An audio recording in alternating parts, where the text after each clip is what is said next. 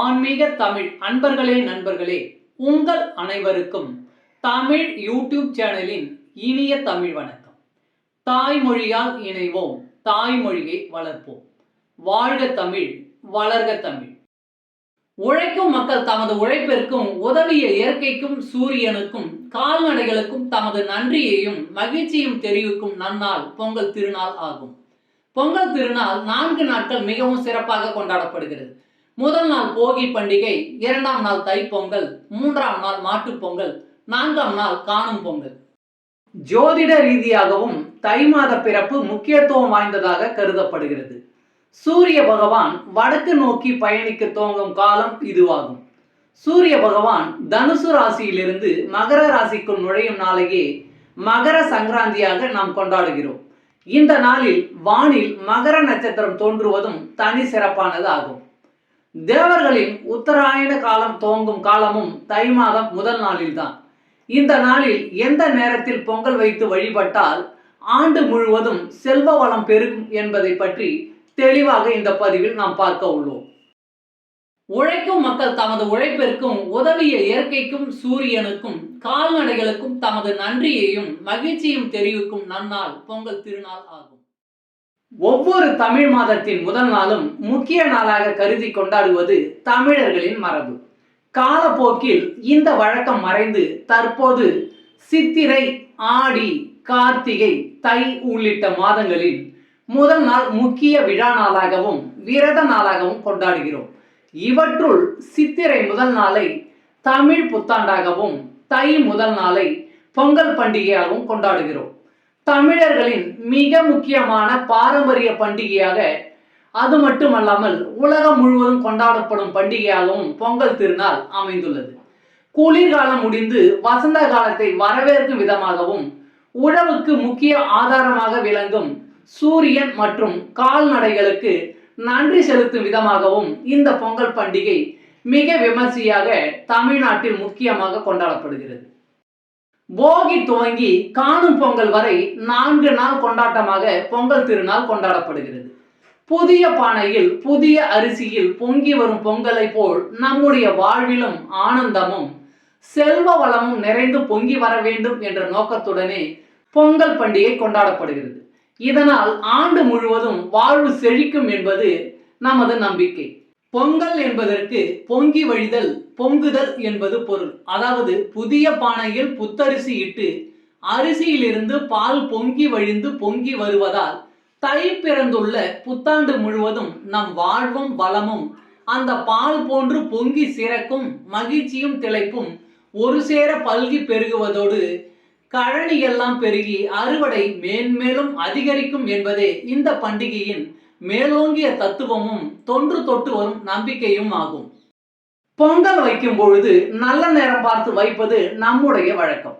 ஒருவேளை அந்த நேரத்தில் பொங்கல் வைக்க முடியாதவர்கள் ராகு காலம், யமகண்டம் தவிர்த்து மற்ற நேரங்களில் பொங்கல் வைக்கலாம். இந்த ஆண்டு பொங்கல் பண்டிகை திங்கட்கிழமை வருகிறது. அதோடு அன்றைய தினம் கரிநாளும் கூட.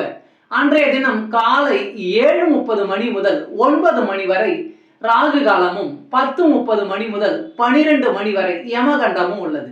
இதனால் இந்த நேரங்களை தவிர்த்து நீங்கள் பொங்கல் வைக்கலாம். 2024ஆம் ஆண்டில் ஜனவரி 14ஆம் தேதி ஞாயிற்றுக்கிழமை போகி பண்டிகையும், ஜனவரி 15ஆம் தேதி திங்கட்கிழமை தை பொங்கலும், ஜனவரி 16ஆம் தேதி செவ்வாய்க்கிழமை மாட்டு பொங்கலும், ஜனவரி 17 காணும் பொங்கலும் கொண்டாடப்பட உள்ளது. ஜனவரி 15 பொங்கல் வைக்க நல்ல நேரம் காலை 6:30 மணி முதல் 7:30 மணி வரை அல்லது 9:30 மணி முதல் 10:30 மணி வரை. ஜனவரி 16 மாட்டு பொங்கல் வைக்க நல்ல நேரம் காலை 11 மணி முதல் பகல் 1 மணி வரை. புதிய மண்பானை அல்லது பித்தளை பொங்கல் பானையில் மஞ்சள் குங்குமம் வைத்து அதன் வாய்ப்பகுதியில் இஞ்சி மஞ்சள் கொத்துக்களையும் பூக்களையும் சுற்றி வைத்து அடுப்பில் வைக்க வேண்டும். வாசலில் அடுப்பு வைத்து சூரியனுக்கு முன் பொங்கல் வைப்பது மிக மிக சிறப்பானது. முடியாதவர்கள் வீட்டிற்குள் வைக்கலாம். பால், தண்ணீர் சேர்த்து அடுப்பில் வைத்து பொங்கல் பொங்கி வரும் பொழுது பொங்கலோ பொங்கலோ என சத்தமிட வேண்டும். கிராமப்புறங்களில் குலவை இடுவதும் சங்கொலி எழுப்புவதும் வழக்கம். ஊற வைத்த அரிசி பருப்பை அடுப்பில் சேர்த்து கிளற வேண்டும். அரிசியும் பருப்பும் வெந்த பிறகு பொடித்து வைத்த வெல்லம், ஏலக்காய், முந்திரி, நெய் சேர்த்து இறக்க வேண்டும். பொங்கல் வைத்த பிறகு பூஜை செய்யும் பொழுது சர்க்கரை பொங்கல், கரும்பு ஆகியவற்றுடன் கல் உப்பு, துவரம் பருப்பு, வெல்லம், பச்சரிசி அல்லது நெல் போன்றவற்றையும் வாங்கி வைத்து வழிபடலாம். இவை மகாலட்சுமி வாசம் செய்யும் பொருட்களாக கருதப்படுவதால் இவற்றை வைத்து பூஜை செய்தால் வீட்டில் செல்வம் பெருகும் என்பது ஐதீகம். பொங்கல் வைத்த பிறகு வாழை இலை பரப்பி சர்க்கரை பொங்கல், பாயாசம், வடை, கரும்பு, பலவிதமான பழங்கள் வைத்து நல்ல நேரம் முடிவதற்குள் பூஜை செய்வது மிக சிறப்பை சேர்க்கும். பொங்கல் தினத்தன்று வயல்களில் விளைந்து அறுவடைக்கு தயாராக இருக்கும் நெற்கதிர்களில் சிறிதளவை கொண்டு வந்து வீட்டில் படைத்து வணங்குவதும் வாடிக்கையாக உள்ளது. தவிர காடுகளில் விளையக்கூடிய அனைத்து வகை காய்கறிகளையும், பூமிக்குள் விளையும் கிழங்கு வகைகளையும் படைத்து வழிபடுகிறார்கள். அறுவடை தொடங்கியதை குறிக்கும் வகையில் பயிர் விளைச்சலுக்கு உதவிய மழை, சூரியன், கால்நடைகள் மற்றும் விவசாய தொழிலாளர்களுக்கு நன்றி தெரிவித்து அவர்களுக்கு வேண்டியதை செய்யும் நாளே தைப்பொங்கல் திருநாள் எனலாம்.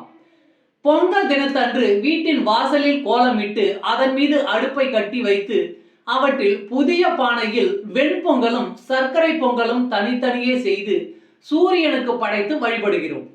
இயற்கை வளத்தால் மும்மாறி மழை பொழிதால் மட்டுமே விவசாயம் பெருகும், காடு கழனி நனையும். சூரிய வெளிச்சம் பட்டால்தான் பயிர் வளர்ச்சி அடைந்து சாகுபடி சிறக்கும். விளைந்த பயிரை அறுவடை செய்து தானியமாக்குவதற்கு தொழிலாளர்கள் உதவுகிறார்கள். பயிர் நடுவதற்கு ஏதுவாக உதவும் அறுவடைக்கு பின் போரடிப்பதற்கும் விளைந்த தானியங்களை உரிய இடத்திற்கு கொண்டு செல்வதற்கும் கால்நடைகள் பெரிதும் உதவுகின்றன. எனவேதான் விவசாய தொழிலாளர்களை வீடுகளுக்கு அழைத்து சூரியனுக்கு படைத்த பொங்கல் உள்ளிட்டவற்றை அழித்து வயிறார சாப்பிட செய்வதுடன் அவர்களுக்கு தேவையான வேஷ்டி, துண்டு, சேலை உள்ளிட்ட துணிகளையும் வழங்கி கௌரவிக்கிறோம். துணிமணிகளுடன் சிறிய தொகை ஒன்றை பொங்கல் படியாக அளிக்கும் வழக்கமும் உள்ளது. தமிழகத்தின் தென் மாவட்டங்களில் விவசாய தொழிலாளர்களுக்கு மட்டுமின்றி வீட்டில் உள்ள குழந்தைகளுக்கும் வயதில் சிறியவர்களுக்கும் பெரியவர்கள் பொங்கல் படி அளிப்பார்கள். பொங்கல் படி வழங்குவதற்கென்றே உறவினர்கள் வீடுகளுக்கு செல்லும் வழக்கமும் இருந்துள்ளது.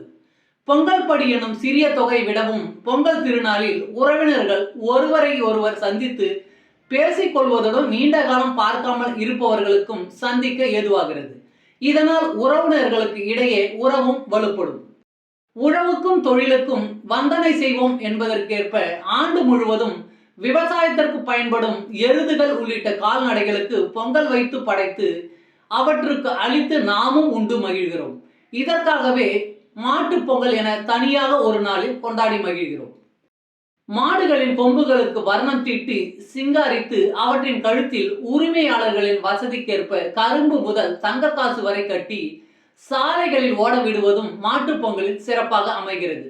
துள்ளி திரிந்து ஓடும் மாடுகளை பிடிக்கும் கட்டி காளைகளாக விடலைகளும் விடலைகளை வேடிக்கை பார்க்கும் இளம்பெண்களும் மகிழ்ச்சி பூரிப்பில் திளைப்பதும் தைப்பொங்கல் திருநாள் முடிந்த மறுநாளில்தான். தமிழர் திருநாளாம் பொங்கலை இன்றளவும் கொண்டாடுவதில் இருந்தே பன்னாடுடைய காலத்தில் வாழ்ந்த தமிழக மக்களுடைய தொன்மை சிறப்புகளை நாம் அறிந்து கொள்ள முடிகிறது. தற்கால இளைய சமுதாயத்தினருக்கிடம் பல்கி பெருகிவிட்ட பெருநகர வாழ்வுகளுக்கும் தமிழர்களின் பாரம்பரிய கலாச்சாரத்தை பற்றி பறைசாற்றுவதாகவும் தைப்பொங்கல் விளங்குகிறது என்பதை மறப்பதற்கில்லை. தற்போதைய தகவல் தொழில்நுட்ப காலத்தை போலல்லாமல் தொலைத்தொடர்பு வசதிகள் இல்லாத அந்த நாட்களில் பரம்பரையாக ஒரு சில குடும்பங்களுக்கே தெரிந்த தங்களின் பாரம்பரிய கலைகளை இளைய தலைமுறையினருக்கு பயிற்றுவித்து வழி வழியாக அந்த கலைகள் சென்று சேரும் விழாவாகவும் பொங்கல் விழா இருந்து வந்துள்ளதை அறிகிறோம். தவில், சிலம்பாட்டம், மயிலாட்டம், ஒயிலாட்டம், தப்பாட்டம், நாதஸ்வரம், இசை, வாய்ப்பாட்டு, வீணை உள்ளிட்ட தந்தி இசை கருவிகளை இசைத்தல், சிலேடுடன் கூடிய பேச்சுக்கலை, நகைச்சுவை நிகழ்ச்சி என ஒவ்வொரு குடும்பத்தினருக்கும் அவர்கள் சார்ந்துள்ள சமூகத்திற்கும் உரிய பாரம்பரிய கலைகளை வளர்ப்பதற்காகவும் இப்பண்டிகையை காலங்காலமாக நம் முன்னோர்கள் பயன்படுத்தி வருகிறார்கள். இதனால் பிரத்யோக கலைகள் ஒரு தலைமுறையுடன் முடிந்து விடாமல் அடுத்தடுத்த சந்ததியினருக்கும் சென்று சேர்கிறது. பொங்கல் திருநாளில் வீட்டில் உள்ள வயதான முதியவர்கள், அதாவது தாத்தா பாட்டி தொடங்கி கை குழந்தைகள் வரை ஒரே ஊரில் ஒரே இடத்தில் கூடி பரஸ்பரம் அன்பையும் பாசத்தையும் பரிமாறிக்கொண்டு பொங்கலையும் கொண்டாடுவதை இன்றளவும் நம்மால் காண முடிகிறது. ஆனால் இன்று கூட்டு குடும்பங்களின் எண்ணிக்கை குறைந்து மைக்ரோ குடும்பங்கள், கணவன் மனைவி, ஒரு குழந்தை அல்லது 2 குழந்தை என பெருகிவிட்ட நிலையில் இன்றைய சந்ததியினருக்கு பொங்கல் பண்டிகை ஏதாவது தென் மாவட்டங்களில் உள்ள கிராமங்களுக்கு அழைத்து சென்று காண்பித்தால் மட்டுமே அந்த பண்டிகையின் அருஞ்சிறப்பு தெரிய வருகிறது. அதிலும் அறுவடை உள்ளிட்ட விவசாய தொழிலாளர்களுக்கு அறுவடை எந்திரங்கள், நெற்கதிர்களிலிருந்து நெல்லை பிரித்தெடுக்கும் எந்திரங்கள் என அனைத்திற்கும் எந்திரமாகிவிட்டன. மாடுகள் உழவுக்கு பயன்படுத்தப்பட்ட நிலை மாறி இன்று டிராக்டர்கள் பயன்படுத்தப்படுவது அதிகரித்துள்ளது. அதிவேகமாக வளர்ந்து வரும் காலத்திற்கேற்ப விவசாய நிலங்களும் காடு கழனிகளும் மருகி கொண்டிருக்கின்றன. தமிழகத்தில் சிறு நகரங்கள் தொடங்கி பெருநகரங்கள் வரை தொழிற்சாலைகளுக்கும் வீட்டு மனைகளுக்கும் அடுக்குமாடி குடியிருப்புகளுக்கு கொடுத்தது போக எஞ்சி இருக்கும் விவசாய நிலங்களையாவது பாதுகாப்போம் என்ற உறுதிமொழியை இந்த தைப்பொங்கல் புத்தாண்டில் ஏற்போமாக. கடந்தவை கடந்தவையாகவே இருக்கட்டும். நம்மிடம் உள்ள விவசாய நிலங்களை விவசாயத்தை தவிர வேறு நோக்கங்களுக்காக விற்க மாட்டோம் என உறுதி ஏற்பதுடன் முந்தைய பசுமையான பொங்கல் நினைவுகளையும் மூதாதையர்களையும் மனதில் எண்ணி பொங்கலை கொண்டாடுவோமாக. பொங்கட்டம் இந்தாண்டு பொங்கி வரும் பாலை போல் நம் வாழ்வோம். தமிழ் அன்பர்களே, நண்பர்களே, ஆன்மீக பதிவில் இன்று பொங்கல் பண்டிகையான தமிழர் திருநாள் பற்றிய சிறப்புகளையும் பொங்கலிட சிறந்த நேரம் பற்றிய தகவல்களையும் தங்களுக்கு அளித்ததில் நான் மிகவும் பெருமை கொள்கிறேன். மேலும் இப்பதிவில் அளிக்கப்பட்ட தகவல்கள் அனைத்தும் யான் அறிந்து கொண்டவை. யான் அறிந்த இந்த தகவல்கள் உங்களுக்கு உதவ வேண்டும் என்ற நோக்கிலே இங்கே அளித்துள்ளேன். யான் அளித்த இந்த தகவல்களை பின்பற்றி அதன்படி தமிழர் திருநாளான பொங்கல் பண்டிகையை கொண்டாடி மகிழ்ச்சி உறுமாறு அன்புடன் கேட்டுக்கொள்கிறேன். மேலும் இந்த பொங்கல் திருநாள் முதல் உங்கள் வாழ்வில் நலமும் வளமும் பொங்கல் போல் பொங்கி வழிய வேண்டும் என்று அன்புடன் வாழ்த்து கூறுகிறேன். வாழ்க வளமுடன். சர்வம் சிவமயம். இறையருள் பெறுவோம், இன்பமாய் வாழ்வோம். அன்பு ஆன்மீக தமிழ் அன்பர்களே, நண்பர்களே, இவ்வீடியோ பதிவினை கேட்டு இன்புற்று ஆதரவு அளித்த அனைத்து தமிழ் உள்ளங்களுக்கும் எங்கள் உள்ளம் கனிந்த நன்றி. மேலும் இப்பதிவு உங்களுக்கு பிடித்திருந்தால் லைக் மற்றும் ஷேர் செய்தும், இதுவரை இந்த சேனலுக்கு நீங்கள் சப்ஸ்கிரைப் செய்யவில்லை என்றால் சப்ஸ்கிரைப் செய்து பெல் பட்டனையும் அழுத்தி ஆதரவு அளிக்கவும் அன்புடன் கேட்டுக்கொள்கிறோம். மிக்க நன்றி. அடுத்த பதிவில் உங்களை விரைவில் சந்திக்கும் வரை உங்களிடமிருந்து விடை பெறுவது தமிழ் யூடியூப் சேனல்.